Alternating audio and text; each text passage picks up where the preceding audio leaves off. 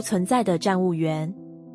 人生就像一趟行驶的列车，沿途风景各异，却难免会遇到暴风雨般的坎坷。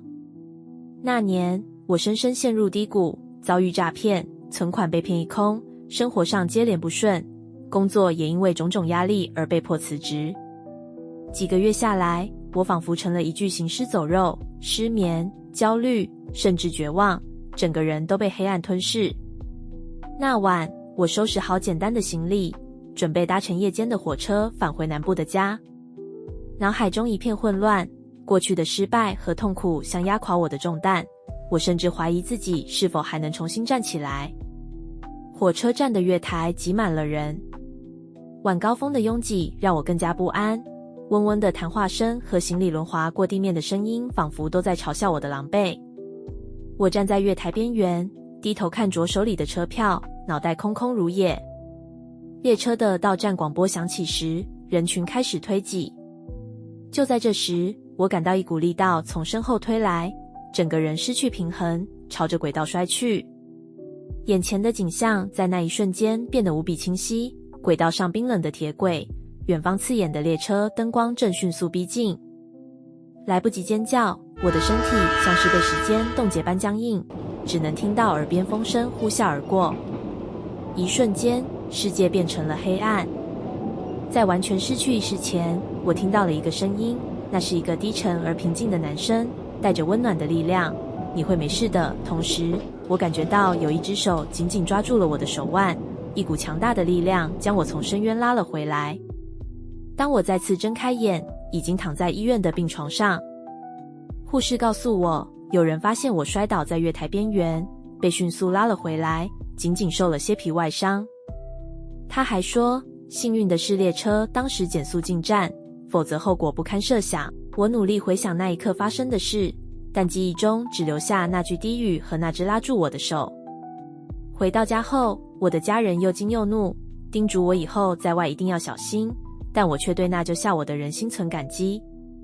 几天后，我带着水果回到火车站，想找到那位救我的人，当面向他致谢。在询问站务人员时，他们却露出了奇怪的表情。有人告诉我，那天值班的站务员并没有目击到有人将我拉回，他们只是在月台的监控中看到我突然被一股力量拉回轨道边缘，却没有拍到任何其他人的身影。会不会是他呢？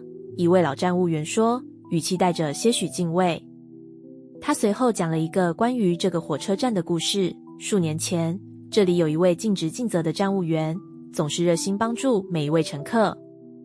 然而，由于长时间加班，他的身体最终撑不住，某天在月台巡视时因心脏病突发而过世。自那以后，许多人都声称在月台上见过他的身影，尤其是在深夜或危急时刻。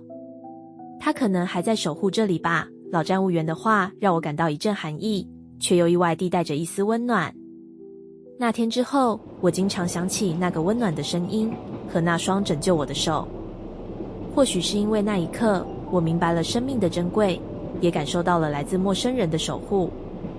我开始重新规划自己的生活。首先，我找了份新的工作，虽然不是我梦寐以求的职位，但至少能让我踏实地过日子。我还报名参加了心理辅导课程，学着面对自己的创伤和失败。过去那段时间的低谷曾让我看不到希望，但那晚月台上的经历让我明白，无论多么绝望，生命中总会有意想不到的力量在支撑着你，永远的守护着。几个月后，我再次搭乘火车，站在同一个月台。这一次，我特意早到了半小时，静静地站在月台边缘，看着轨道和远方的列车灯光。谢谢你，我低声说着，仿佛那位救我的人就在身边。他或许是一位过世的站务员，也可能只是命运的安排，但他的存在让我重新找回了生活的勇气。列车进站时，我没有再感到恐惧，而是带着一种平静的心情踏上了回家的旅程。或许生命中的每一次低谷都是一场考验，而总有一些无形的守护者，帮助我们跨越困难，重新上路。在车窗的倒影中，我仿佛看到了月台上的一个模糊身影，站得笔直，目送着我远去。我微微一笑，心中满是感激，因为我知道，无论他是谁，他都将永远是那个默默守护我的人。